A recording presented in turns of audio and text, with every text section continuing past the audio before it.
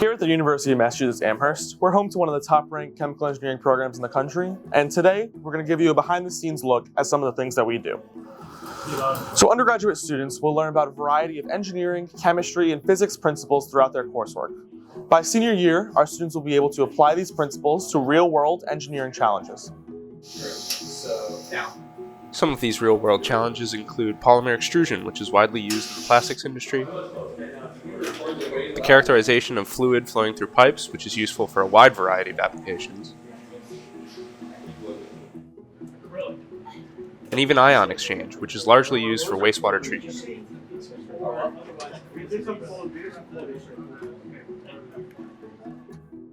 In this video, we'll be focusing on just one of the many experiments our students are performing, permeation. Permeation is a process by which gaseous species are separated using a thin, porous material called a membrane. When a gas mixture flows against a membrane, smaller molecules can fit through the gaps in the material easier than larger molecules. A molecule's ability to pass through a membrane is called its permeability. A species with greater permeability will more easily diffuse through the membrane, while the species with lesser permeability will not pass through as easily. This results in two streams, the permeate, which accounts for gas that passes through the membrane, and the retentate, which is all the gas which does not pass through. Here in Senior Lab, we're using this concept to determine ideal conditions for separating nitrogen and oxygen out of the air. Nitrogen gas is a widely used chemical for industrial and laboratory applications. It has high chemical stability, making it inert, and since it makes up roughly 78% of the air, is readily available and inexpensive. The remaining 22% is composed mostly of oxygen, which is an oxidizer and can be dangerous for many processes. Therefore, it is necessary to first separate the nitrogen gas before it can be used. We'll now walk you through our setup and show you just how we can affect the separation process. A tank of compressed air is used as the feed, which passes through the membrane separation column. Because oxygen molecules are smaller than nitrogen molecules, more oxygen will diffuse through the membrane and our permeate will be oxygen-rich. Conversely, our retentate stream, which simply passes over the membrane, is nitrogen-rich. Each of these streams is fed into an oxygen analyzer, which returns the concentration of oxygen in that stream.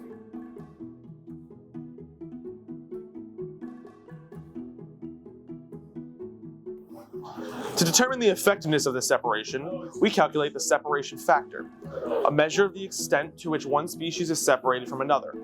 Here, the measured concentrations from the oxygen analyzers are used. This separation factor is an efficiency of our system.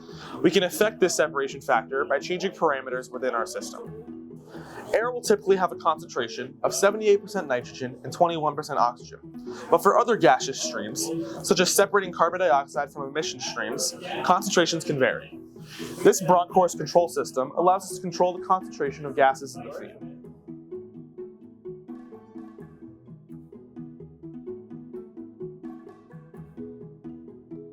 The pressure of the inlet stream is controlled using a pressure regulator.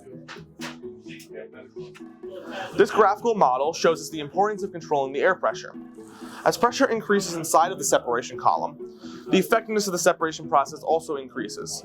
You can think of the column as a sponge. The harder you squeeze a sponge and the more pressure you apply, the more water will come out.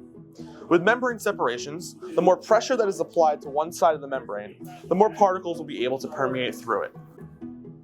We can also control the amount of gas flowing through the column by manipulating valves at the inlets and outlets.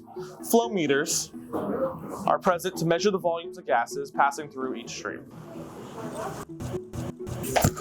Whoa. Through this experiment, we were able to manipulate several process variables to systematically identify the optimal conditions for separating oxygen and nitrogen out of air. But membrane research is ongoing. We want to improve separation efficiency and reduce the overall energy consumption to lower costs and produce a high purity gas product.